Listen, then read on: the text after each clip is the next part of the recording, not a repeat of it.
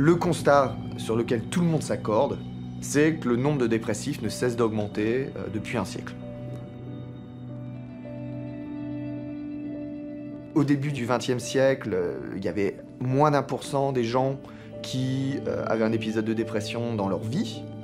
Au milieu du siècle, ceux qui sont nés dans les années 50, eh bien, on est déjà à 6% de gens qui ont un épisode dépressif avant 30 ans. Et aujourd'hui, on considère qu'une personne sur 5, 20% des gens, vont avoir un épisode dépressif pendant leur vie. Et c'est quelque chose qui est important, c'est quelque chose qu'on constate dans tous les pays du monde, et c'est ce qui convient vraiment d'expliquer.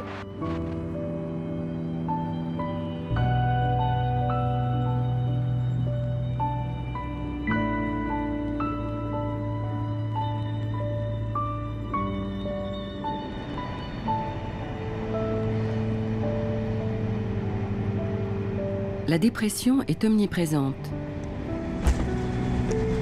À la une des journaux, régulièrement à la radio, nous entendons ce même constat. On pourrait attraper la dépression comme une simple grippe au cours d'un hiver. Ce terme médical, autrefois réservé aux malades des hôpitaux psychiatriques, s'est imposé à tous en à peine 50 ans. Désormais, on parle même d'une épidémie mondiale.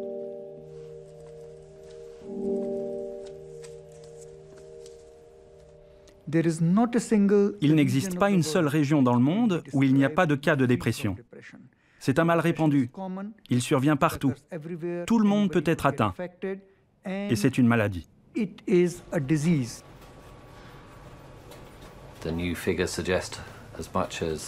nouvelles données indiquent que 350 à 400 millions de personnes dans le monde en sont atteintes. Et il ne s'agit pas de sentiments habituels de tristesse, de détresse ou de déprime qu'on a tous de temps en temps dans notre vie quotidienne. C'est quelque chose de bien plus grave et sérieux que cela. C'est un trouble clinique, pas une humeur passagère.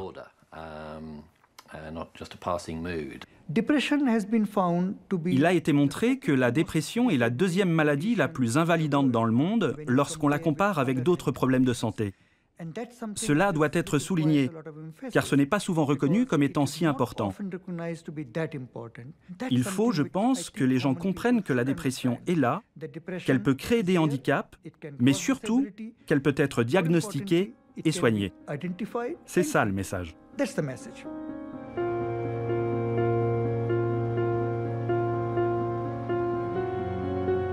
Que s'est-il passé pour que nous en arrivions là ? Comment expliquer ces données alarmantes? Comment nos sociétés se sont-elles mises à fabriquer de la dépression à grande échelle?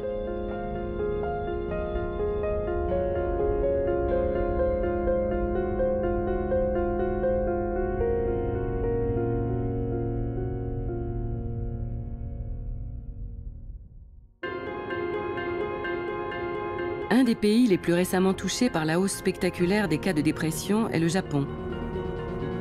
Jusque-là ignoré du grand public, le mot dépression s'est soudainement popularisé au début des années 2000. Depuis, le pays a vu le nombre d'individus diagnostiqués passer de 250 000 à plus de 1 million.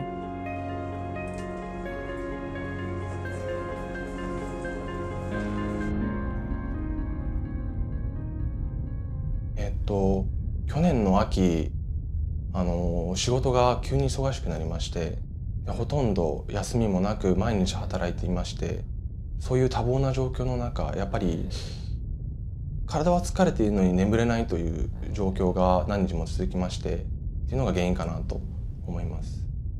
睡眠のリズムとか、もしくはその睡眠時間の確保っていうのは、そういった時どうされてたんですかね。昼間になるべく時間を見つけて、その職場のソファーで横になったりとか、そういう意識はしてました。土日もなく？土日とかは関係なくですね。やっぱり事件事故はいつでも起きるものですし、はい。今後お仕事ねまた戻るとなると、はい、どうやっていくとよろしいですかね。まずは再発防止を図るために、やっぱり投薬治療を継続するっていうことと、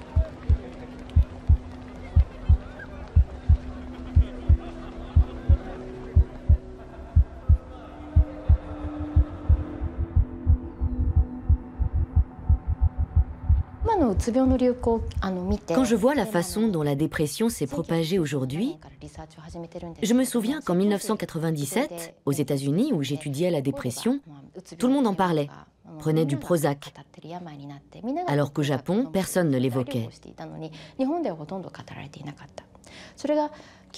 En revanche, à partir de 1998, le taux de suicide a atteint un niveau record qui s'est maintenu pendant 13 ans. Et on a alors commencé à se demander si la dépression n'était pas une des principales causes des suicides.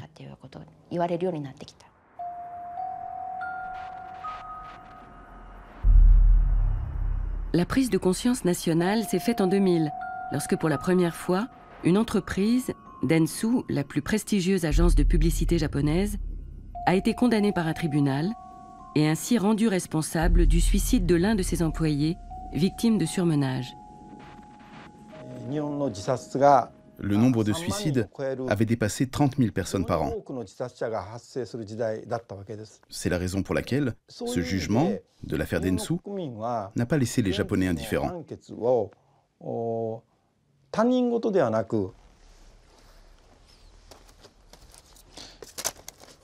De tels procès se sont multipliés depuis.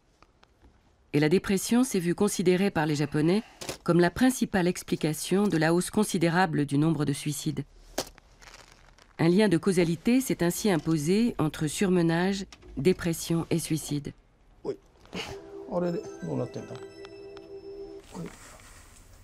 Ce sont les infos de la chaîne NHK.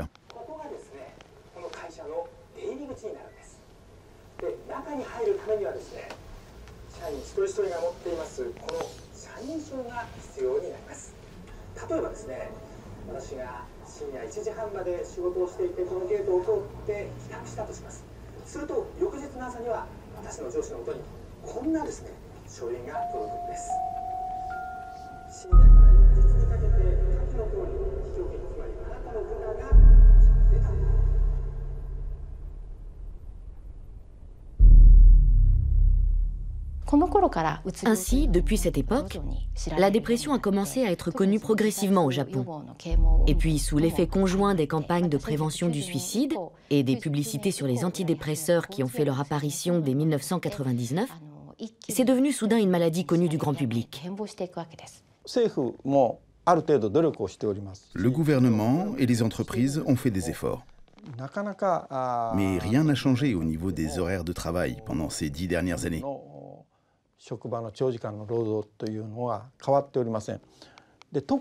En ce moment, on prête particulièrement attention aux jeunes, surtout depuis le cas du jeune Ishizawa.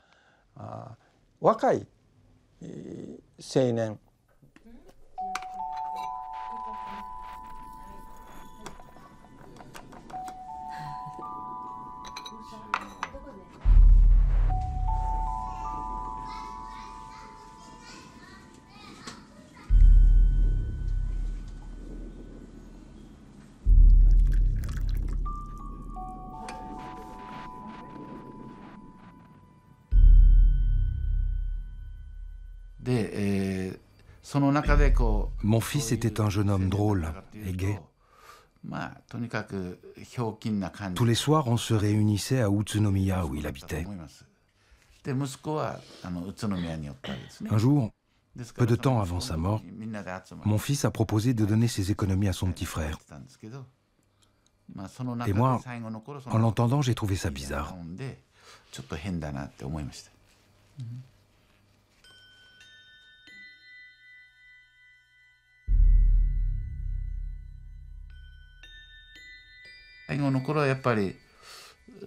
À la fin, il disait qu'il était un incapable.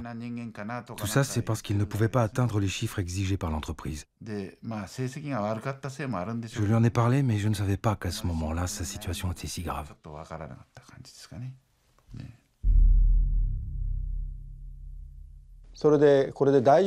C'était en décembre, au moment où ils ont commencé à se poser des questions pour savoir si leur fils allait pouvoir tenir dans ces conditions, qu'il est décédé. C'est ce qui s'est passé.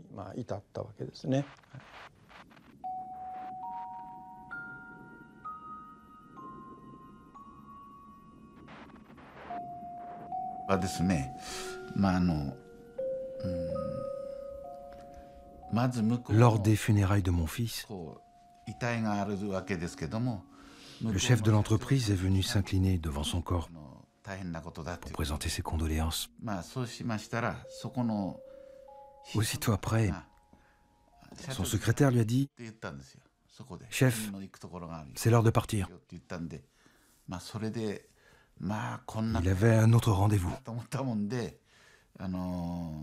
Son attitude m'a profondément déçu. C'est à ce moment-là que j'ai décidé de connaître la vérité. Au cours de sa vie, il n'avait jamais consulté de médecin psychiatre.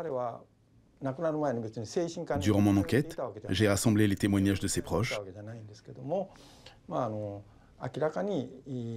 Tous ces éléments m'ont permis de conclure qu'il s'était suicidé à cause des troubles mentaux survenus suite à son surmenage.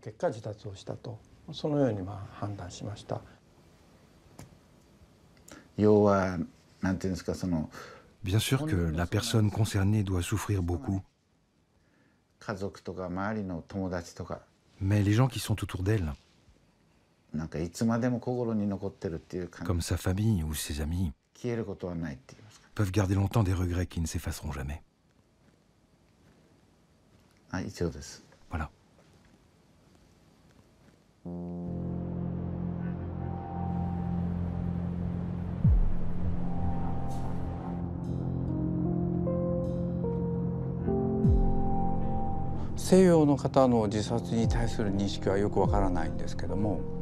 Je ne connais pas bien la notion du suicide chez les Occidentaux.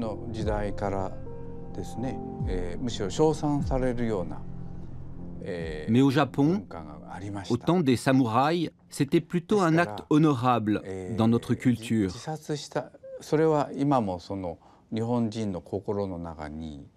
Donc, cette façon de penser a persisté dans le cœur des Japonais. Nous ne jugeons pas forcément ceux qui se suicident comme des gens faibles ou cédant à une maladie.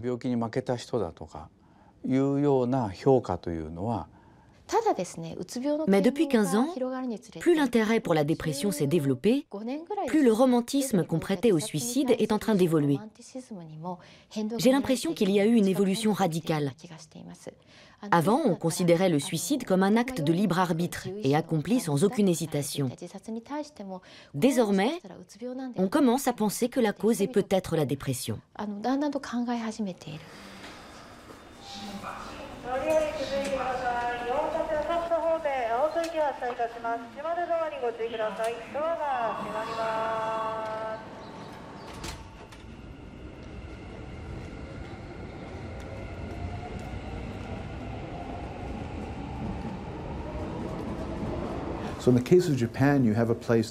Dans le cas du Japon, on a un pays extrêmement moderne, hyper moderne même, mais qui a une culture très différente des autres pays occidentaux et qui connaît une transformation très rapide, avec l'adoption d'un mot et d'une manière de comprendre la souffrance qui pendant longtemps ne se sont pas imposés, même s'ils étaient disponibles.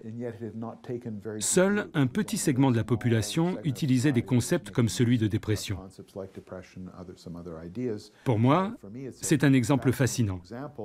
Et ça parle non seulement de la dépression et de comment ça s'est découvert, construit, mais ça dit aussi quelque chose d'important sur la mondialisation et sur comment les idées circulent dans notre monde contemporain.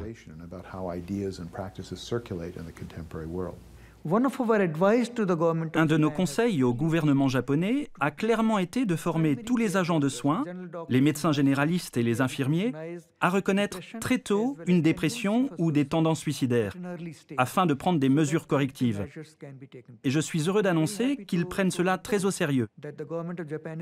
Ils ont même un programme spécial pour la prévention du suicide qui s'appuie très clairement sur certaines recommandations de l'OMS.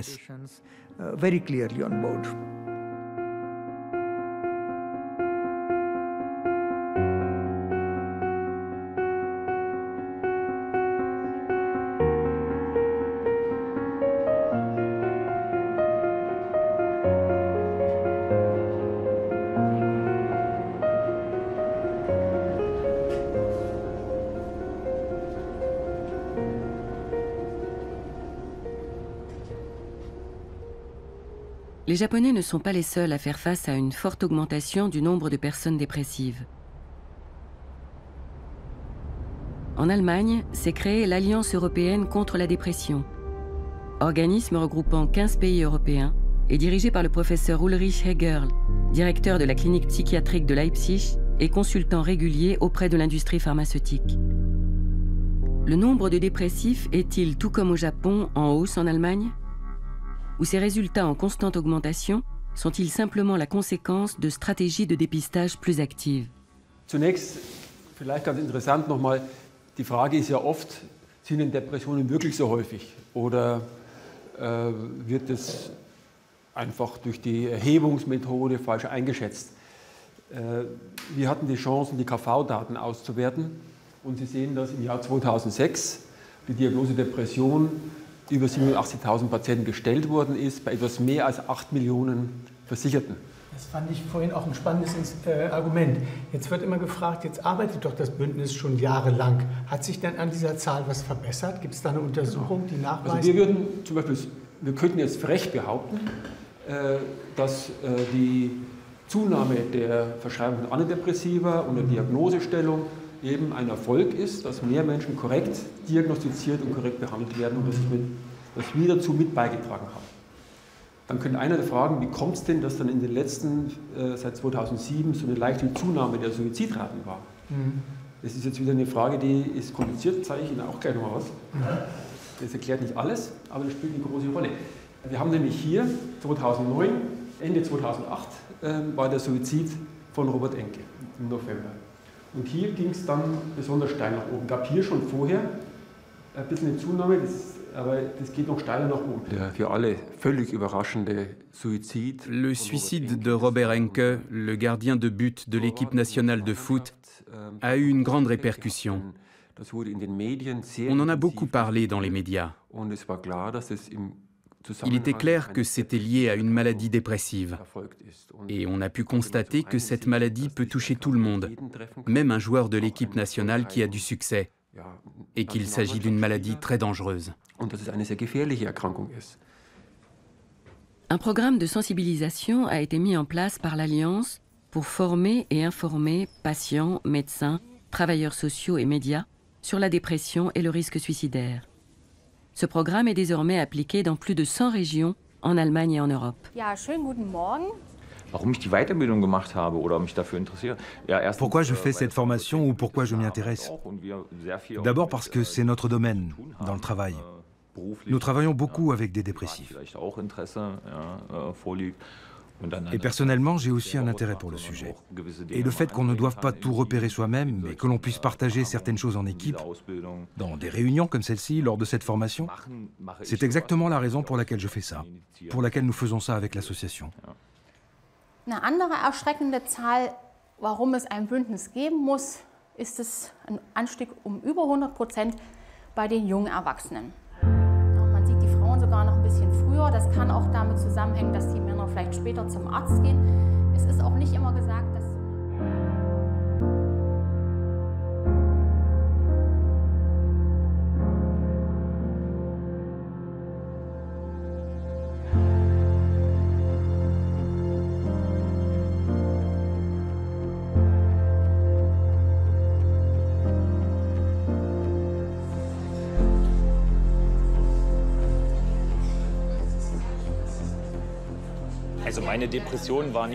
Ma dépression n'était pas grave au point que je ne pouvais plus me lever de mon lit. Ce n'était pas du tout comme je le vois parfois auprès de certains malades. Chez moi, c'était très différent. Socialement, j'ai beaucoup de relations. Ce n'est pas le cas de nombreux malades. Et c'est un facteur important pour moi. Au début, je ne l'avais pas du tout accepté, le fait d'avoir une dépression.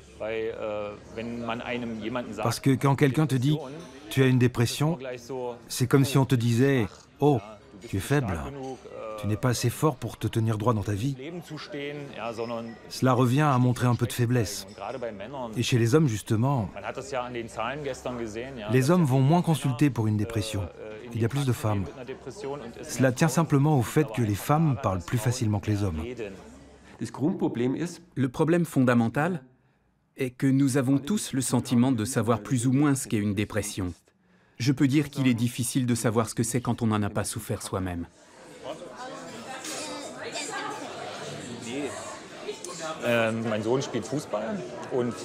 Mon fils joue au football.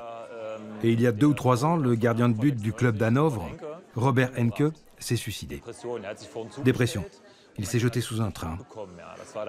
Mon fils en a entendu parler. C'était même dans les journaux pour enfants. Et puis c'était un gardien de but qu'il avait vu jouer. Mon fils sait. Dépression. Il a entendu que je souffrais de dépression. Alors évidemment, ça s'emballe. Il se fait du souci. Il est anxieux. Il demande toujours « Ouais papa, que fait-il maintenant ?» On a été très ouverts avec les enfants. Ils ont vécu tout ça, ils ont compris. Nous avons toujours été francs avec eux. Et mon fils est toujours un peu soucieux, mais il est devenu plus calme. Je trouve ça très important d'impliquer l'entourage. Il y a le sentiment dans l'opinion publique, dans de nombreux pays, que les dépressions augmentent. Cela a sans doute à voir avec le fait que dans l'ensemble, la prise en charge des personnes s'améliore. Cela veut dire qu'il y a plus de personnes qui ont accès au système de santé publique, chez qui la dépression va être reconnue et diagnostiquée. Nous avons plus de personnes qui reçoivent une psychothérapie et plus de personnes qui prennent des antidépresseurs.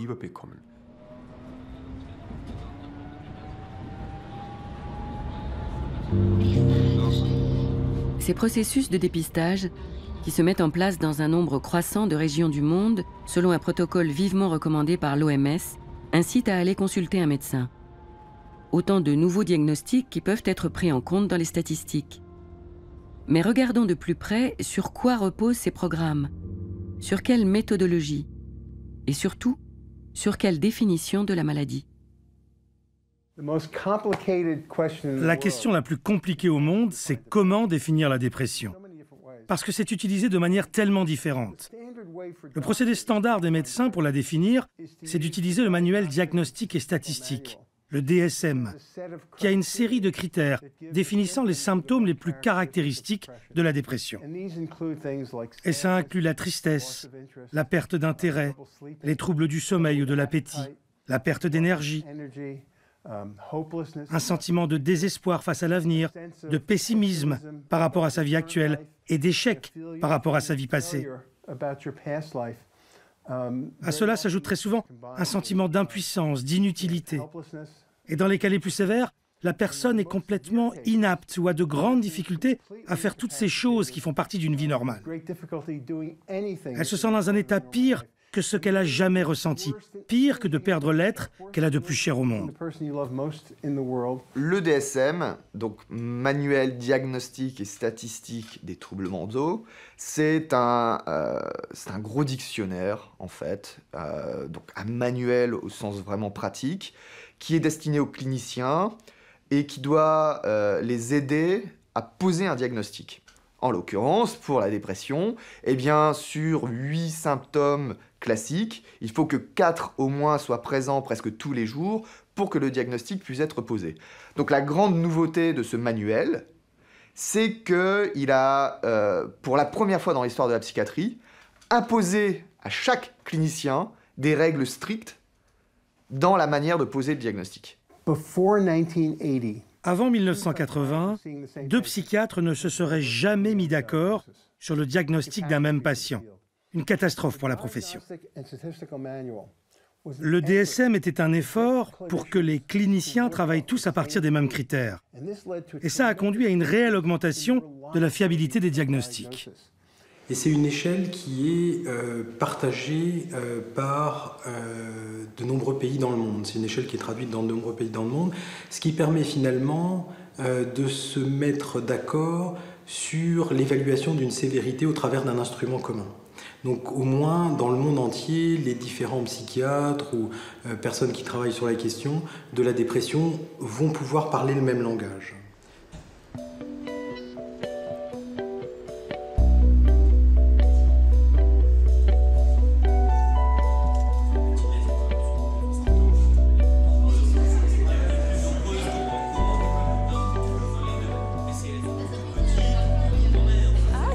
Groupe. Hein.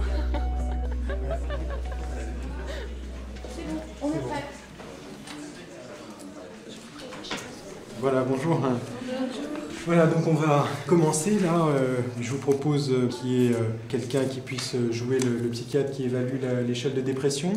Et puis on a Salvas qui va jouer le patient, qui est étudiant en art dramatique, qui est-ce qui veut se mettre au travail là, pour faire l'évaluation avec le comédien? Quelqu'un qui est volontaire? Allez, on y va. Donc Hélène, je vous laisse organiser ça dans la pièce à côté. Et puis nous, on va faire les cotations et on attendra qu'ils reviennent pour justement voir un petit peu comment chacun d'entre nous à côté. Bonjour la salle, est-ce que vous m'entendez? Si vous m'entendez crier très fort. Bonjour la salle, est-ce que vous m'entendez? Si vous m'entendez crier très fort. Oui! Merci. Bonjour monsieur. Bonjour. Asseyez-vous. Alors, on s'était vu la semaine dernière et je vous avais proposé de participer à une recherche sur la dépression. Donc on va commencer par des questions sur votre sommeil. Comment ça se passe pour vous endormir? Bien. Sans trop de soucis, je dirais. D'accord. Comment est-ce que vous décririez votre humeur? Bien, je crois, enfin. D'accord. Je suis pas sûr.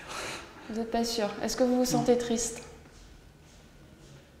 Je sais pas si je suis triste, mais... D'accord. Est-ce que vous avez de l'appétit? Le matin, j'ai pas d'appétit. D'accord.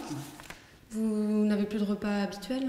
On va dire déséquilibré. On ne peut pas soigner quelqu'un sans avoir un certain nombre de connaissances comme ça générales, et je dirais de connaissances qui sont acceptées communément par la communauté des médecins, des psychiatres, mais en même temps, il va falloir adapter ça au cas, à l'individu, au sujet. Alors évidemment, ça ne correspond pas aux entretiens qu'on fait au quotidien en clinique. Par contre, effectivement, ça permet quand même de faire une évaluation assez homogène pour que chacun les code de la même manière et qu'on sache finalement à quoi correspond aussi bien New York, Londres ou Tokyo et Strasbourg la sévérité de la dépression. Alors pour reprendre l'item 1, qui est-ce qu'a coté à 0? 1, 2, 3. Donc là, je pense que tout le monde était d'accord pour le 3. Parfait. Alors sur la tristesse, qui est-ce qu'a coté 0? 1, 2. Je pense qu'effectivement, c'est une pathologie qu'on voit augmenter en fréquence. Qui est-ce qu'a coté à 0, 1? Maintenant, la question peut être posée de savoir est-ce que c'est une augmentation réelle ou finalement, justement, est-ce que nos critères diagnostiques vont faire que, pour diverses raisons, on va diagnostiquer beaucoup plus fréquemment des patients avec des dépressions. Le DSM était prévu pour être un manuel pour les cliniciens, c'est-à-dire réservé à des professionnels qui l'utilisent simplement pour vérifier que chacun s'accorde sur ce qu'on entend par dépression ou par schizophrénie. Mais le succès du DSM va être tel que son influence va de loin déborder la sphère de la psychiatrie, du discours psychiatrique. Et donc, la grande nouveauté du DSM, qui va avoir des effets considérables dans la culture, c'est que les patients n'ont plus besoin, d'une certaine manière, du psychiatre pour savoir de quoi ils souffrent. Il suffit qu'eux-mêmes consultent le DSM, soit dans une bibliothèque, soit aujourd'hui sur Internet. Chacun peut très facilement trouver quels sont les signes de la dépression en tapant sur Internet dépression, définition du DSM, et chacun va obtenir très facilement la liste. Le problème commence lorsque la psychiatrie saisit l'opportunité d'aider plus de personnes et quitte l'asile pour s'adresser à la population tout entière. Lorsqu'elles sortent du cadre hospitalier, la psychiatrie, les professions de santé mentale, les travailleurs sociaux, les psychologues, les thérapeutes de couple ou de famille, toutes ces professions s'adressent à l'ensemble de la population pour les aider. Et on a tout d'un coup un nouveau problème qu'on n'avait pas avant.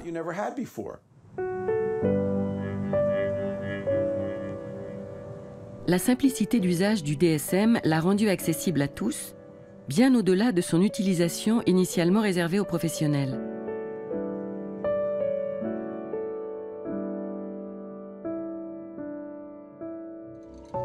On trouve aujourd'hui des structures proposant du prêt à diagnostiquer qui se présentent sous la forme de simples questionnaires.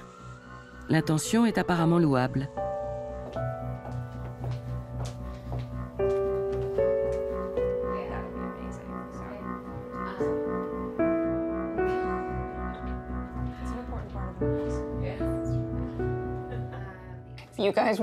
Vous voulez une bague d'humeur? Vous pouvez en avoir une. C'est un bon moyen de briser la glace. On leur donne une carte, par exemple, quelque chose comme ça. Celle-ci a un de nos tests gratuits dessus. Mais ce qui va se passer, c'est que vous allez prendre la bague et cette carte, et vous allez dire « Non, je ne veux pas faire le test maintenant ». Vous allez vous demander ce que c'est. Mais vous allez rentrer chez vous, la ressortir, aller sur votre ordinateur ou prendre votre téléphone, et vous allez faire un test de dépistage. On voit ça tout le temps. Lorsqu'on les distribue lors d'événements, nos chiffres pour les tests de dépistage explosent. Vous voyez un aperçu de ce à quoi notre nouveau programme en ligne va ressembler. C'est super excitant. On est vraiment emballés. Ce sera rapide, ça ne va pas prendre 2 heures, ça va prendre 2 minutes. C'est parti. Donc on choisit un test, mettons dépression. Ça fait 35 ans que je travaille sur le DSM d'une manière ou d'une autre. J'ai commencé comme participant pour le DSM-3. J'ai été l'un des chefs du développement de la version révisée en 87, puis le patron du groupe de travail pour le DSM-4 en 94. Et j'ai été très critique du dernier en date, le DSM-5, ces 4 dernières années. Nous avons fait une grosse erreur dans le DSM-3. Nous avons mélangé les dépressions les plus sévères, qu'on appelle les dépressions mélancoliques, pour lesquelles il y a un énorme bouleversement de l'humeur, une grande agitation, une léthargie, une incapacité à fonctionner, souvent des délires. Nous avons mélangé ces problèmes très graves avec des problèmes bien plus mineurs. On pensait qu'on s'en sortirait parce qu'il y avait des sous-classements et des indices de gravité. Mais dans l'esprit des gens, tout s'est emmêlé.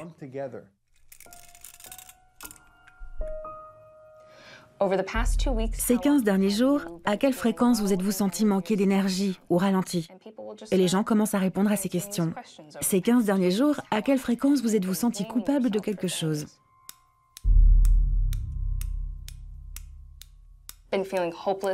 Senti désespéré face à l'avenir?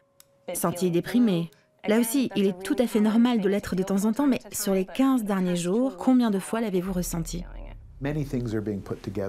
On mélange beaucoup de choses ici, en particulier des problèmes qui sont plutôt de l'ordre de la démoralisation, qui peuvent être très durs à vivre, mais qui sont avant tout sociaux. Ça, c'est le premier problème. L'autre problème, on l'a déjà évoqué, c'est l'idée que le mot dépression devient une manière de désigner le désarroi en général, d'exprimer les difficultés et malaises de tous les jours. Ça aussi, c'est mélangé.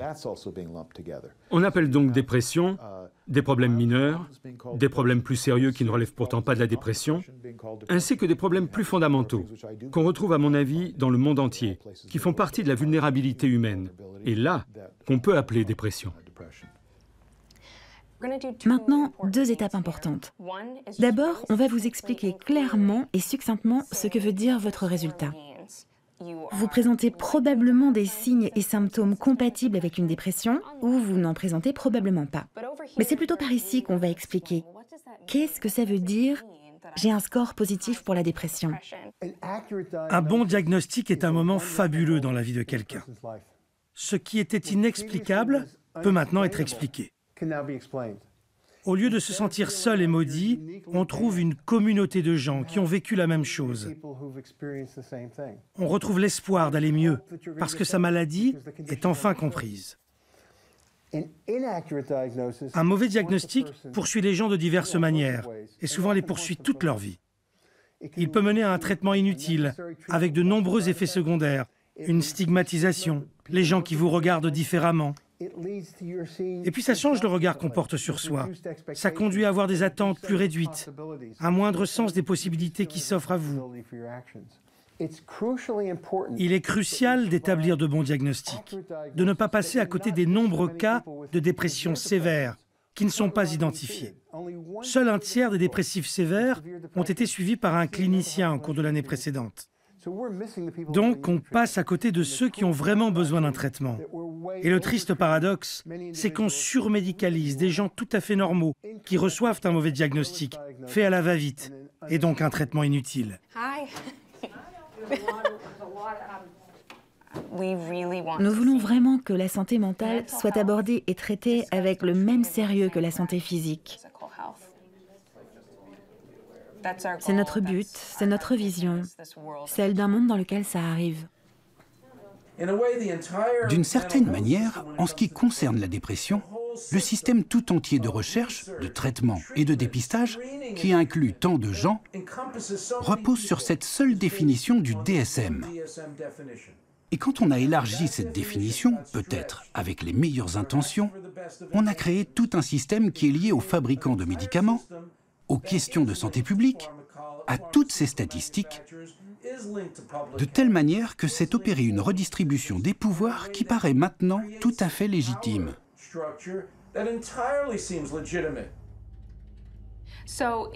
Effectivement, nous avons la chance de percevoir depuis quelques années des financements de la part d'entreprises pharmaceutiques qui nous ont permis de diffuser nos tests à l'échelle nationale.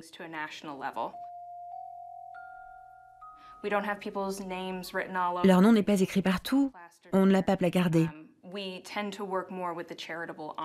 Nous avons plutôt pour habitude de travailler avec la branche caritative des entreprises pharmaceutiques quand nous travaillons avec elles. Mais nous avons à cœur de continuer à proposer ce service. Nous savons que les tests fonctionnent et qu'ils guident les gens vers des traitements appropriés. Et ce n'est pas la peine qu'ils soient tamponnés du nom d'une entreprise pharmaceutique. Il y a des avantages et des inconvénients, mais ça nous a permis de diffuser ces produits au niveau national. Les fabricants de médicaments ont compris que le meilleur moyen de vendre des pilules, c'est de vendre des maladies, de les promouvoir. Donc, ils ont diffusé le message que la dépression était un état très répandu et ignoré. Et ils ont convaincu les gens qu'au lieu de problèmes de la vie quotidienne, ils avaient une dépression clinique et qu'ils avaient besoin d'un traitement psychiatrique. Where does depression hurt? Everywhere. Who does depression hurt? Everyone. Did you know that depression hurts emotionally and physically? Not everyone looks at depression that way. Tell your doctor if your depression worsens or you have thoughts of suicide.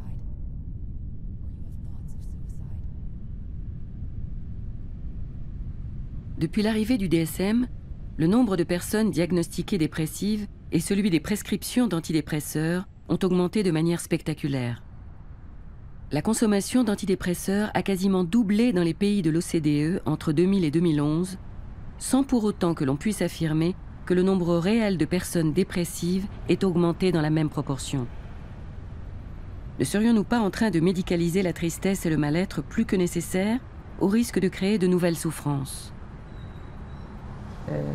どうですかね、今日の具合ご様子は。そうですね、今も長期の療養中なんですけれども、だいぶ疲労感とか憂鬱感とかっていうのは取れてきまして、それでいて、それも徐々に最初はラッシュアワーの時間からずらした形で混雑のない時間にまずは行って、でだんだん慣れてきて、今度ラッシュアワーの混雑の時間にも乗れるような体力がつけられるように、徐々に体力つけていって、回復させるように、今まで2回ともやっていましたので、今回も同じような形で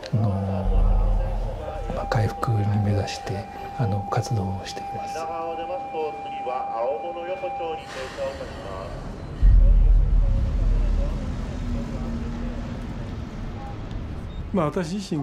J'ai choisi de devenir psychiatre car déjà j'étais personnellement intéressé par les maladies mentales.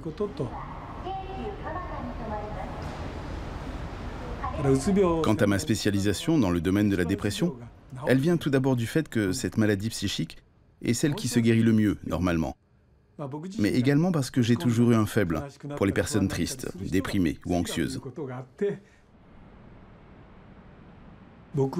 Cette clinique a ceci de particulier que nous recevons des patients qui ont été diagnostiqués dépressifs, non par eux-mêmes, mais par plusieurs médecins, et qui, malgré 5, 10, voire 20 ans de traitements médicaux, ne guérissent pas.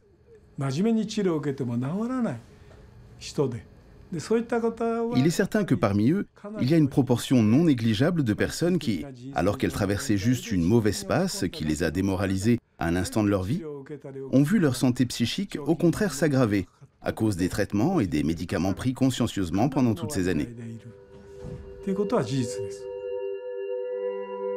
うつはどこが辛くなるでしょう。さまざまなところです。うつは誰が辛くなるでしょう。さまざまな人です。 Simplement, comme on diagnostique la dépression chez les personnes qui remplissent une liste de critères définis, de nombreuses personnes se retrouvent hélas englobées dans cette définition trop large. Les médicaments que nous utilisons ne sont pas aussi efficaces, ni aussi sûrs que nous le pensons, et comportent en réalité de gros risques. De plus, une grande partie des informations dont les médecins disposent sur la sûreté et l'efficacité des médicaments est nettement biaisée, exagérant les bénéfices et minimisant les risques, voire même dissimulant des faits importants. よろしくお願いします。どうですかね、今日お越しいただいて具合ご様子は。あ、そうですね。以前よりだいぶ良くなったので、はい。そうですか。実際は今服用されていてどうですかね。お薬の効果なりもしくは存在というのは。うつ病に対する効能というのはちょっとまだ自分ではわからない部分もあるんですけれど、不安に関しては非常に効果を感じているので、はい、日常生活を送るにあたって非常に頼りになっていますね。はい、あとは痛みに対してはもうこれがなかったら非常に痛くて生活を送るのが大変なので、はい、なくてはならないものになっているかと知れません。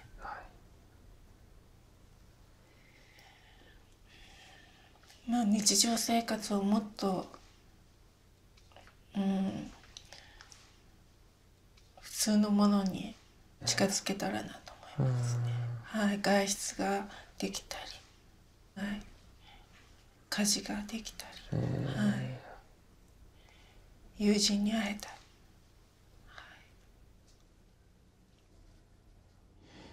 り、はい、Je crois qu'il est probablement approprié d'utiliser des antidépresseurs pour les patients souffrant de dépression grave, une maladie qui, selon moi, est du ressort de la psychiatrie. En revanche, je crois qu'on se trompe en pensant que toutes les personnes diagnostiquées dépressives par le DSM-5 ont besoin d'antidépresseurs. L'OMS et l'Institut national de santé mentale américain ont un intérêt particulier à ce que les maladies mentales soient très communes et causent de nombreux handicaps, car c'est comme ça que leurs budgets sont définis. Plus les maladies mentales causent des déficiences, plus elles sont fréquentes, et plus ils recevront d'argent pour pouvoir les étudier. Alors, je suis tout à fait en faveur de ça. Je trouve qu'il y a bien trop peu de financement dans la recherche et le traitement des gens qui sont atteints de maladies mentales. Mais je pense que les chiffres sont très exagérés. Il faut voir que pour l'OMS, cette notion de maladie invalidante est une sorte d'outil marketing. On est face à un véritable système de promotion de la maladie.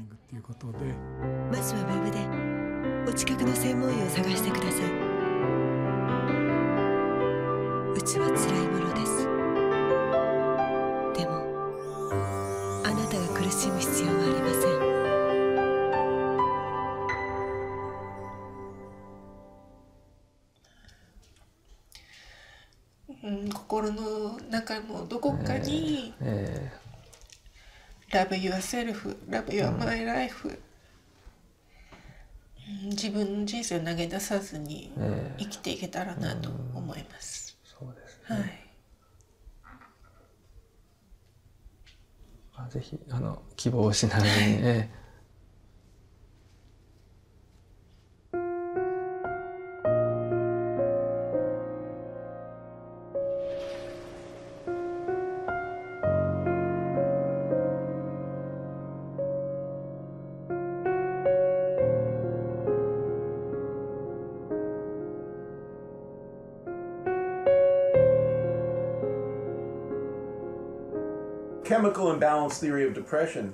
La théorie du déséquilibre chimique de la dépression est intéressante.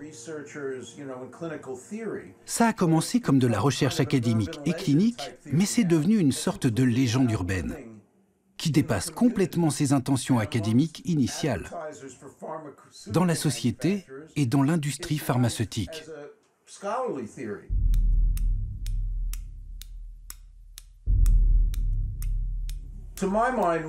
À mon avis, la plupart, si ce n'est tous les chercheurs dans ce domaine, ont maintenant rejeté l'idée d'une simple théorie du déséquilibre chimique pour la dépression. Il y a simplement trop de faits contradictoires depuis le début. Si vous mesurez les taux de sérotonine, il n'existe pas de corrélation parfaite entre dépression et niveau de sérotonine. D'après mes recherches, les gens diagnostiqués aiment presque universellement l'idée que ça se passe dans le cerveau, que le problème se situe dans le cerveau. Et quand je demande pourquoi vous préférez cette histoire plutôt qu'une autre explication historique ou culturelle, ils répondent « car ainsi ce n'est pas notre faute ». On ne peut pas être blâmé pour ça, si c'est dans notre constitution physique. De la même manière que pour quelqu'un qui a du diabète. Quelque chose de physiologique se passe en lui. Si vous comparez les IRM du cerveau de personnes atteintes de dépression chronique à ceux d'acteurs à qui vous demandez d'éprouver de la tristesse, les IRM de leur cerveau se ressemblent beaucoup. Et c'est parce que les symptômes sont similaires, les ressentis sont similaires. I'm taking an antidepressant, but it feels like I need some more help. Approximately 2 out of 3 people being treated for depression still have unresolved symptoms. If your antidepressant alone isn't enough, talk to your doctor. Si les symptômes persistent, nous sommes donc invités à prendre une nouvelle molécule en complément. On a tendance à penser que les dépistages et les traitements précoces sont de bonnes choses. Mais le problème, c'est que de plus en plus de gens qui, en réalité, n'en auraient pas besoin, reçoivent des traitements excessifs, entrent dans une dépendance et aggravent au contraire leur maladie. Je me demande ces derniers temps si nous tous, les psychiatres, nous ne devrions pas mieux cibler nos interlocuteurs, afin d'apporter de l'aide uniquement à ceux qui en ont vraiment besoin, sans pour autant impliquer la société tout entière. Les pathologies mentales sont largement sorties du monde de la psychiatrie, parce que ces questions-là aussi étaient auparavant des questions spécialisées de médecine et de psychiatrie, et qui sont aujourd'hui devenues des questions, pas seulement la dépression, mais les questions de santé mentale d'une manière générale, sont devenues des questions transversales à toute la société. Et on peut dire que la santé mentale, au fond, c'est une sorte d'attitude générale de nos sociétés à l'égard de l'infortune ou de l'adversité produite par des relations sociales. Et je dirais même que c'est l'attitude individualiste à l'égard de ce type d'infortune.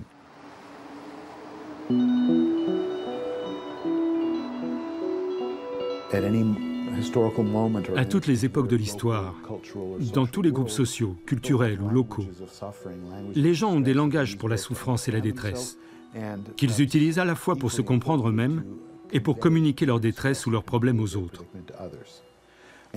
Et la dépression est vraiment devenue, à plusieurs niveaux, un de ces langages. Comme expression, son usage est très large et presque banal. Des gens vont dire « Oh, j'ai vraiment été déprimé par ce truc » ou « Ce film m'a déprimé ». Ça ne veut pas dire qu'ils sont dans des abîmes de souffrance, mais juste qu'ils se sentent un peu découragés, démoralisés ou rebutés par cet événement. Donc ça, c'est l'aspect le plus banalement partagé. C'est le problème lorsque les choses deviennent une sorte de langage commun au sein d'une communauté culturelle. Leur usage devient très élastique et très étendu. Elles fonctionnent un peu comme des métaphores de nos expériences.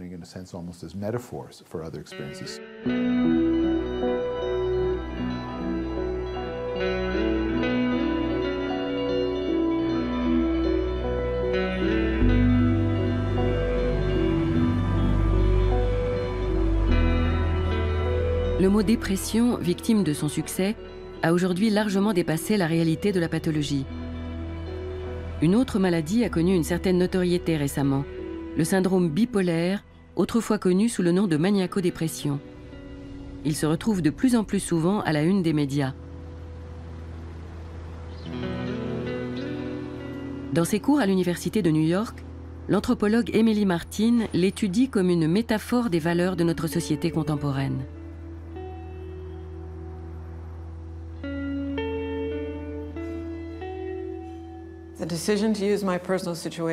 La décision d'utiliser ma situation personnelle dans mes récents travaux de recherche s'est faite progressivement. Au départ, parce que j'avais un diagnostic de trouble bipolaire. Ensuite, à la toute fin, quand j'ai voulu écrire un livre sur la question, parce que je me suis rendu compte qu'il faudrait rendre ce diagnostic apparent.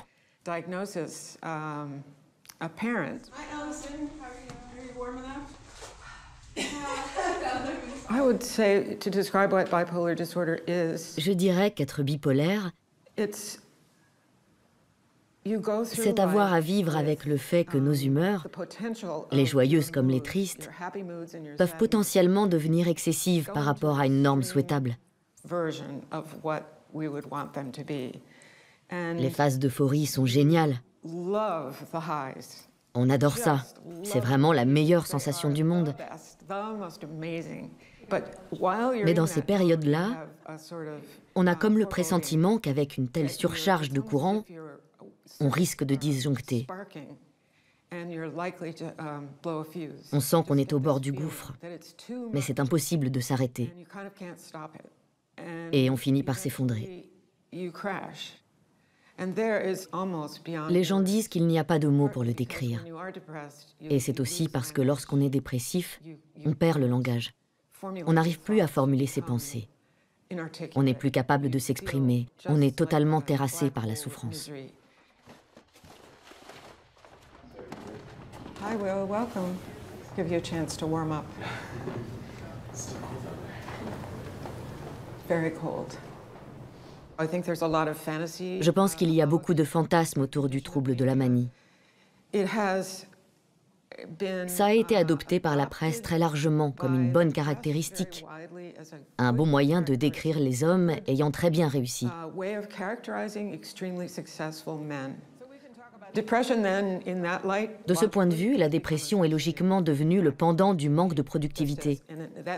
Ce n'est peut-être pas l'expérience réelle de la dépression dont il s'agit, mais c'est un jumelage culturel entre très haute productivité et productivité faible, voire inexistante. En étudiant sa propre maladie d'un point de vue anthropologique, Emily Martin a mis en lumière comment la part maniaque, la part euphorique du syndrome bipolaire est valorisée dans notre société, et comment incidemment la part dépressive est associée à l'inefficacité et au manque de productivité. This is a public health poster from the 1970s which shows these plaster mannequins are the people who are depressed, and the ones that look like ordinary people are the non-depressed. And so we're supposed to attend to depression as a public health problem in order to improve people's productivity in the workplace, which is only one way that depression could be understood. What does it mean when you... Qu'est-ce que ça veut dire quand vous calculez le coût de la dépression pour la nation? Ça doit vouloir dire « les gens ne viennent pas travailler ». Comment sinon on pourrait calculer le coût pour la nation? Lorsqu'une société traverse une crise, surtout une crise économique, les gens ont besoin de plus de soins de santé mentale, et non l'inverse. Cela profitera à la communauté et au pays à long terme. Car en préservant la santé mentale des gens, on les encourage à aller mieux, ils deviendront des membres productifs de la vie de leur pays, et ils vont générer de l'argent.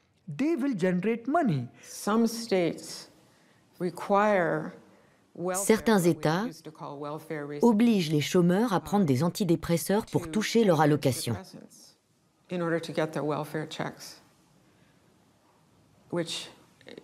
C'est à peine croyable. Je crois que la logique avancée, c'est que si on ne travaille pas, si on est au chômage, on est forcément dépressif. En assimilant toutes sortes de problèmes à de la dépression, on finit par croire que les solutions sont à chercher à l'échelle individuelle. Cette personne est dépressive, donc nous allons la mobiliser. Et si on doit le faire à grande échelle, ce sera par le biais de traitements médicamenteux, ou bien en intervenant sur des comportements ou sur les groupes. Et même si ces initiatives peuvent avoir une certaine utilité, elles risquent de détourner l'attention des circonstances sociales qui peuvent être les vraies causes de ce problème.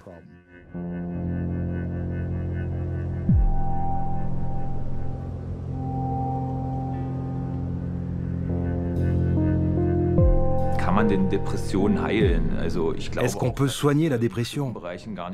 Moi, je crois que dans certains domaines, elle n'est pas guérissable. Parce que je n'ai pas de maîtrise sur certains facteurs comme le travail ou l'intégration sociale.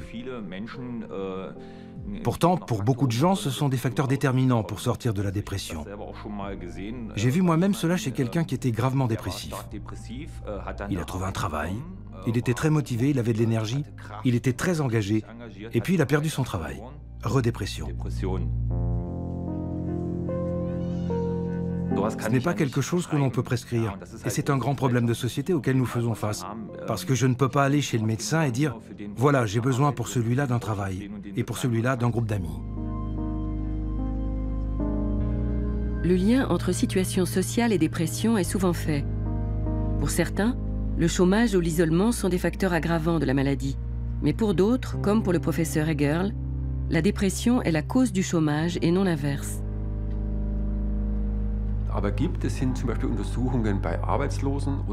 Des études faites sur les chômeurs de longue durée montrent qu'ils souffrent plus fréquemment de maladies dépressives. Parce que les personnes dépressives se renferment sur elles-mêmes et se retrouvent dans l'incapacité de travailler pendant des mois.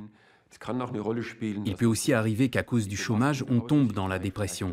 Mais pour moi, c'est un facteur plus faible.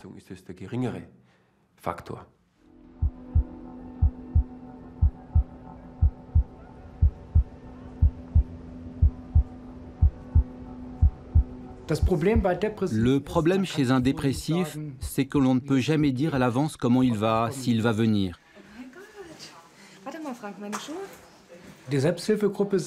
Le groupe de parole montre à chacun où il en est, le chemin parcouru dans son rapport avec la dépression.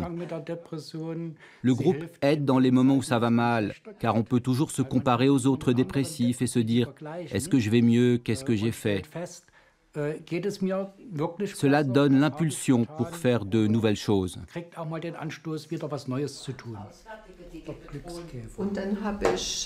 Karten mitgebracht, wo überall was zum Glück draufsteht. Können Sie ja, haben? Echt? Erzähl mal, lies mal vor. Viele suchen ihr Glück wie eine Brille, die sie auf der Nase tragen. Die ist jetzt nicht auf der Nase. Ja. Deine erste Pflicht ist, dich selber glücklich zu machen. Bist du glücklich, so machst du auch andere glücklich. Das stimmt. Ha? Das ist meine Karte. Das ist deine Karte, gut. So, und deine Karte war nicht dabei? Komm, such Die mal eine letzte, aus. wenn dann die letzte. Die letzte? Na, dann nimmst du die. Danke.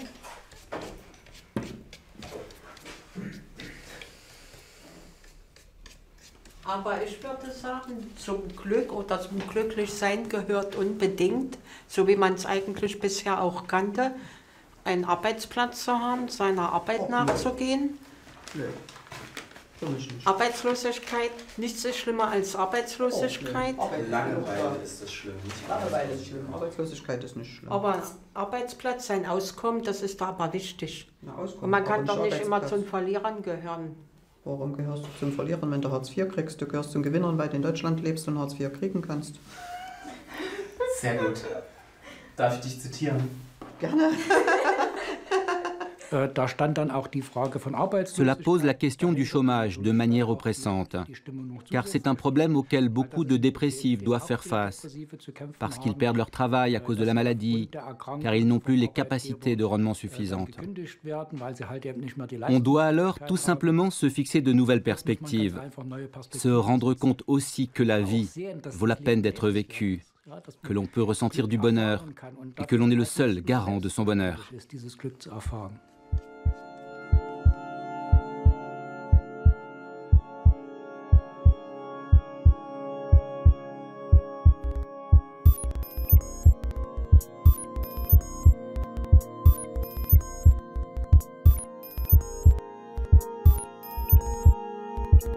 Chacun d'entre nous est amené à s'interroger de plus en plus sur ses faiblesses, ses forces, ses fragilités autour de lui, dans sa famille. Et la manière dont on considère que quelqu'un est heureux ou pas est de plus en plus imposée par la société. Donc effectivement, il y a une manière de voir, d'épingler les dépressifs, avant tout comme ceux qui n'y réussissent plus, qui ne parviennent pas, ou qui sont les moins bien adaptés. Qui sont ceux qu'on catalogue comme dépressifs, et pourquoi sont-ils suffisamment fragiles pour accepter d'être catalogués comme tels, plutôt que de rejeter cette étiquette, par exemple, et de dire que, eh bien, il peut être bon de refuser de se plier aux exigences du travail, aux exigences de la famille, qu'il peut être bon d'être très triste. Le monde, par exemple, obéit à une nouvelle nature, un nouveau apartheid. Alors, les Noirs, les Arabes, les Blancs, tout est OK. Semble qu'il y a une autre race, c'est les losers et les winners. Et alors, donc, il y a des losers et il y a des winners. Et on est responsable de notre vie. Alors, c'est lui, par exemple, qui mange tous les jours, qui circule en bagnole, qui a une belle maison, bah, il le mérite. Et celui qui est dans la merde, il le mérite. Seulement penser ça, c'est une telle horreur que signifie que le monde que pendant qu'on parle ici est en train de mourir de faim en Afrique, il l'a mérité. Alors, croire que la richesse que je possède, je la méritée, est toujours une saloperie, mais une vraie saloperie. Parce que même la force physique ou mentale qui me permet de travailler, ce n'est pas mon mérite, c'est le pur hasard.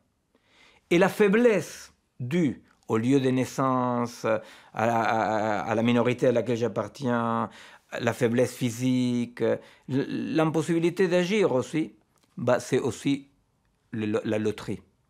Personne ne mérite ce qu'il y a.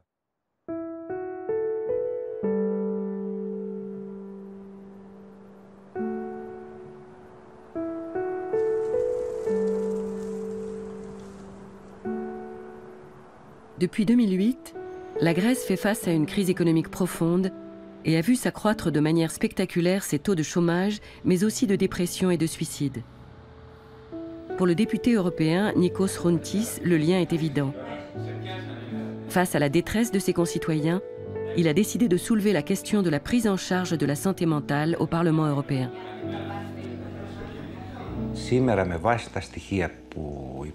Actuellement, selon les statistiques officielles, nous avons un suicide toutes les 18 heures en Grèce et une tentative de suicide toutes les 45 minutes. Vraisemblablement, les chiffres réels sont bien plus élevés, car l'Église orthodoxe condamne le suicide. C'est pourquoi ils ne sont pas déclarés comme tels. Et je le répète, c'est la crise qui est principalement à l'origine de cette situation. Et donc le chômage, l'indigence et la misère qui se sont accrues et qui ont engendré des phénomènes de dépression tels qu'ils conduisent au suicide.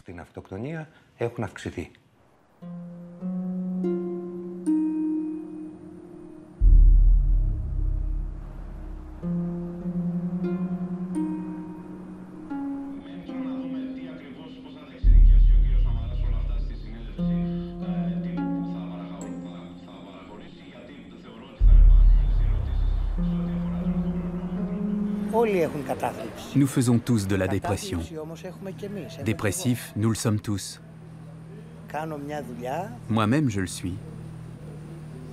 J'exerce un métier qui n'est pas le mien, que je ne connaissais pas. J'avais un autre métier. Je dirigeais une importante manufacture de confection de vêtements.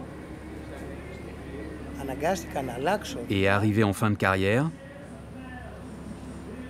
pour survivre, j'ai dû changer de métier à cause de la crise et de ses conséquences. Personnellement, j'ai trouvé le courage de me battre. Je ne sais pas pour combien de temps, mais je l'ai trouvé. D'autres n'ont pas cette force.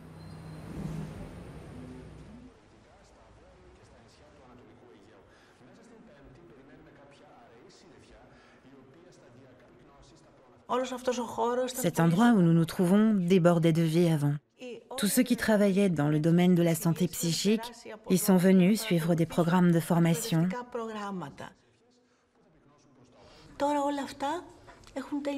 Maintenant, tout ça est fini.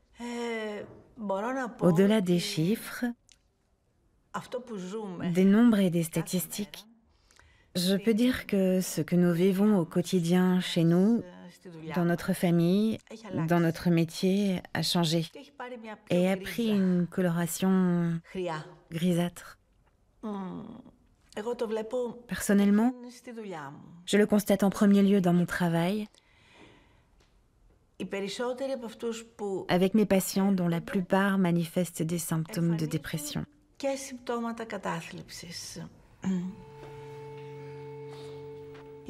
La famille est un lien très fort ici. Mais parfois, quand il n'y a pas de famille, ou quand la famille n'a pas les moyens d'aider, alors l'individu ne sait plus comment s'en sortir, y compris psychologiquement. C'est à ce moment-là que des médicaments peuvent être prescrits, et parfois ils apportent un soulagement.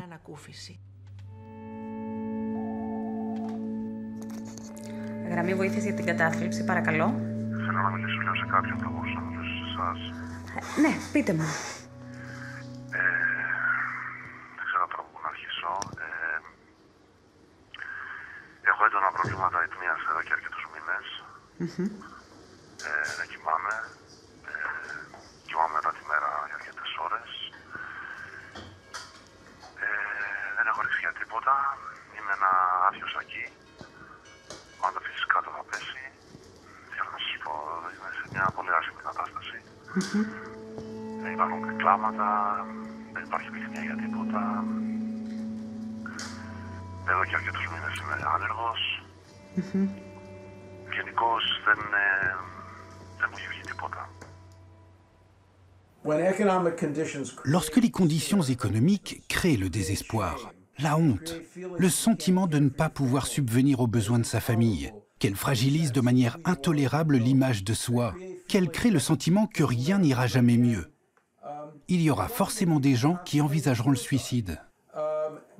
Ça ne relève pas d'une maladie en soi, ça n'est certainement pas un trouble dépressif.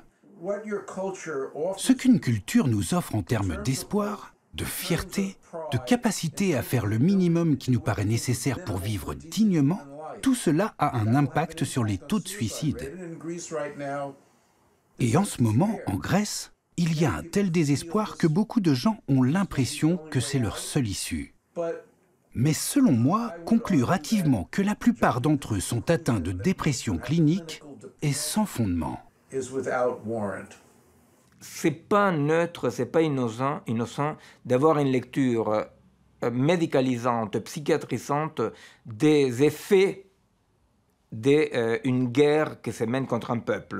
Vous voyez, c'est-à-dire, je n'aurais pas supporté comme psychiatriste, comme psychologiste, notre lutte de résistance contre le fascisme.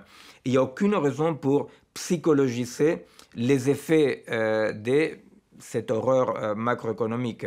Et en tant que psy, notre responsabilité, c'est de ne pas psychologiser. C'est-à-dire, parce qu'on est psy, on est bien placé pour savoir qu'il ne faut pas psychologiser la vie. Il faut être particulièrement habile et avoir un certain sens politique pour être capable de dire non, ce n'est pas que moi, c'est la situation. Et je suis tout à fait prêt à dire que ça m'arrive parce que pour moi, ce n'est pas juste ma faiblesse personnelle qui est en jeu. À l'inverse, on préfère plutôt adopter ce langage psychologisant très courant parce qu'il se réfère à une expérience partagée. Il permet de ne pas sortir du lot, mais d'avoir un problème que tout le monde connaît. Au Québec, nous avons connu une épidémie de burn-out. Donc, c'était possible pour les gens de dire « je fais un burn-out ». Qu'est-ce que ça veut dire? Peut-être que c'est une dépression, mais ça veut dire aussi que ma situation professionnelle est très exigeante et pénible. Mais ce n'est toujours pas une manière très politique de se demander « Attends, pourquoi j'ai un burn-out? Qu'est-ce qui coince dans ma situation professionnelle? Est-ce que le rythme est inhumain ?» Ce qui serait une manière tout aussi pertinente de décrire la situation. Mais on préfère toujours revenir à l'individu. On avance souvent que rejeter tout ça à un niveau individuel arrange bien le système économique. Comme ça, on peut dire « Ok, c'est toi. Maintenant, on a tout un panel de produits, d'activités et de services à te proposer pour que tu redeviennes un maillon fonctionnel d'un système plus large. » Et ce qui est inquiétant dans tout cela, c'est comment ça efface toute analyse plus approfondie et toute réponse à grande échelle. On peut dire que l'exact opposé de cette hyperpsychologisation et individualisation de la souffrance, c'est un peu Occupy Wall Street. Des gens qui se retournent contre le système en disant « Attendez une minute, il y a des choses dans ce système qui sont profondément démoralisantes et aliénantes pour nous tous. On ne veut plus de ça, on veut que ça change. »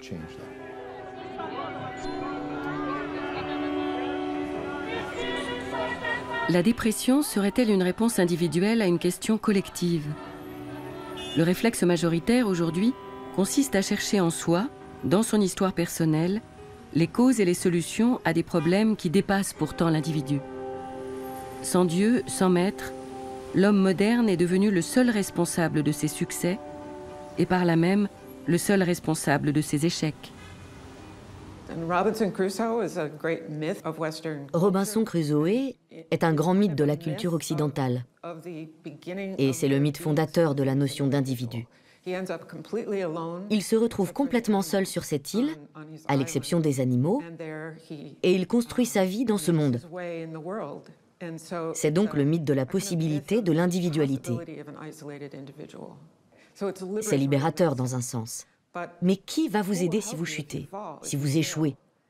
Vous êtes seul. Dans le mythe de Robinson, vous êtes seul au milieu de l'eau, seul sur votre île. Au XVIe siècle, la dépression, c'est la pathologie qui atteint l'homme d'exception, ou l'homme noble, c'est-à-dire l'homme qui n'a personne au-dessus de lui-même. Mon hypothèse, c'est de dire que la dépression contemporaine, c'est l'alliance de la mélancolie de la Renaissance et de la dynamique égalitaire qui s'est développée dans nos sociétés à partir de l'après-Deuxième Guerre mondiale, dynamique égalitaire qui a débouché sur l'idée que le premier venu peut devenir quelqu'un d'exceptionnel. Parce que c'est à partir de l'après-Deuxième Guerre mondiale que commencent à monter des valeurs de liberté de choix, de propriété de soi, dans un premier temps.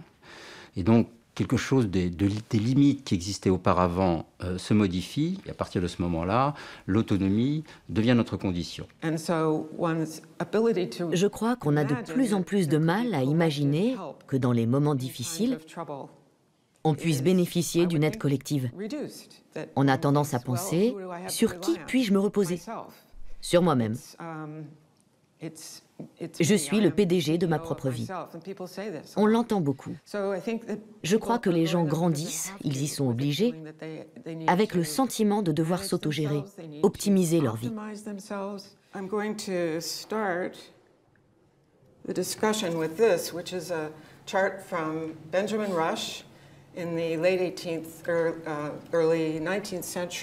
À partir du XVIIIe siècle, les médecins notaient les variations d'humeur mensuelles de leurs patients sur des tableaux qui couvraient toute une année.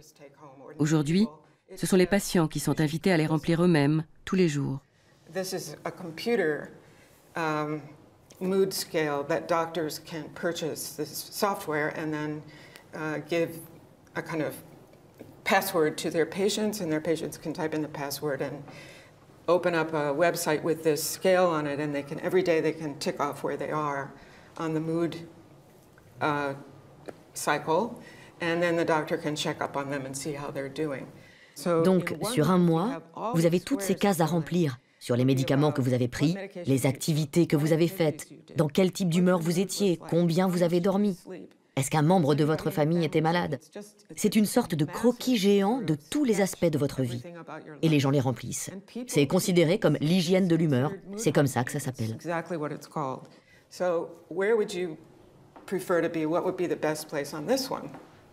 I guess you maybe want to be better than normal. So maybe like moderate mania, so you can have high activity levels. Yeah, high activity, because as you go depart from normal or at normal, your activity is affected. For me, it just looks like, like on a car. It's where you sort of have a race car that goes into the red. And so it's sort of, you want to be able to manage this space between, like, in the green, but also be able to push yourself. When you need to, yeah. Sort of an accelerator. Yeah. Yes, I think that's right. Usually when I ask undergraduates where they would like to be on this scale, they all say, I don't care about the normal, I don't want to be normal, I want to be the high activity. And then if I say, but that's mania, they don't compute that that's anything bad. Et vous le faites, vous? Non, jamais. Je n'en ai jamais fait. Pour être tout à fait honnête, je ne crois pas avoir ce diagnostic. Ou plutôt, je ne crois pas à ce diagnostic. Pour moi, c'est assez irréel tout cela. J'ai l'impression que ça m'est étranger. Mais concrètement, vous avez besoin de prendre des médicaments? Oui. N'est-ce pas réel? Oui. C'est une réalité. Enfin, c'est réel et ça ne l'est pas. C'est réel parce que c'est ce qui s'est passé. Cette série d'événements a eu lieu, c'est la réalité. Mais j'ai fait beaucoup de travail de terrain en Chine, où ils n'ont pas de troubles bipolaires. Alors moi, j'étais quoi quand j'étais là-bas? Je ne crois pas que ça dépende de la personne. Je crois que ça dépend du contexte. C'est le contexte qui crée la maladie. Moi, dans un certain contexte. Où que je sois, dans tous les mondes possibles, j'aurai toujours le potentiel d'être diagnostiqué comme bipolaire. Mais il faudrait que beaucoup de conditions différentes soient réunies pour que je le devienne réellement.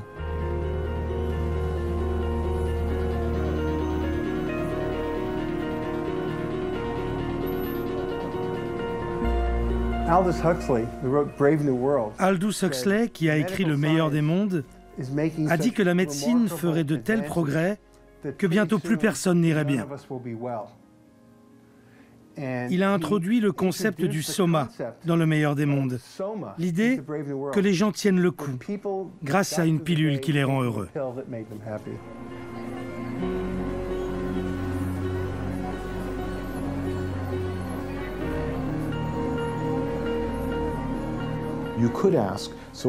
Vous pourriez vous demander ce qui aujourd'hui conduit à la dépression.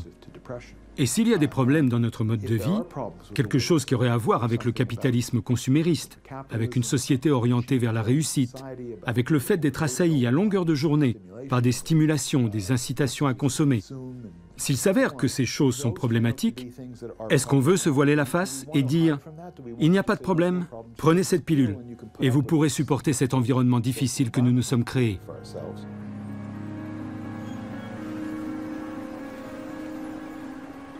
Ce sont les statistiques du gouvernement américain qui le disent. Parmi les femmes qui sont dans la fleur de l'âge, entre 30 et 50 ans, environ un quart d'entre elles sont actuellement sous antidépresseurs. Pas sur l'ensemble de leur vie. En ce moment même, environ un quart de ces femmes sont sous antidépresseurs. En France, est-ce que tous les étudiants prennent des amphétamines? Ici, c'est le cas. Si on prenait un groupe d'étudiants de l'université de New York, et s'ils pouvaient parler librement, on découvrirait probablement qu'environ 8 sur 10 prennent des amphétamines. Si ce n'est pas du dopage, je ne sais pas ce que c'est. Are you among the restless many? Each tick of the old clock, a reminder that stillness is what actually kills us. When the walls close in, do you climb out? When the road ends, do you go on? La norme stupide et horrible actuelle dit il faut aller toujours bien. Il faut aller bien. Restlessness starts with an itch and ends in progress. It is your ambition refusing to be bottled up, begging for a little blue sky time. On n'a pas le droit d'être fatigué, on n'a jamais le droit d'être fatigué, et de moins en moins. Ce qui serait intéressant, c'est de voir comment la dépression, d'une certaine manière, essaie d'excuser socialement ce que la fatigue n'est pas capable de faire. Ces modèles dans lesquels il ne faut pas aller mal, c'est un modèle dans lequel on va toujours mal. Genetics have a voice you can only deny so long. They scream, go, run, Act. Find. Dare. Where you go when you have the itch is free will. How you get there? L'un des grands droits qu'il faudrait conquérir, ce serait le droit d'être fatigué. Et le droit d'être triste. Et le droit d'être triste, qui va avec, effectivement.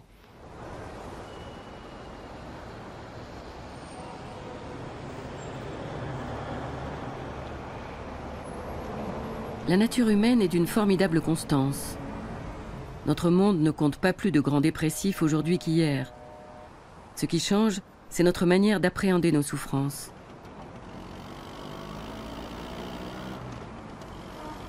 En exigeant de nous la performance, notre société nous interdit la tristesse, l'ennui, le spleen, le deuil, la latence, qu'elle médicalise à outrance. Mais sommes-nous vraiment obligés d'obéir, de souscrire à cette mythologie contemporaine? N'est-il pas temps d'en réinventer une autre?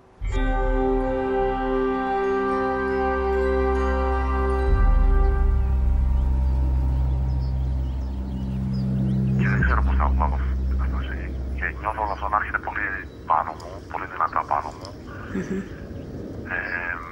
Και όλη αυτή η κατάσταση βλέπω ότι δεν μπορώ να την φύγω από το να πίνω, δεν μπορώ να ξεφύγω από το να ξενυχτάω.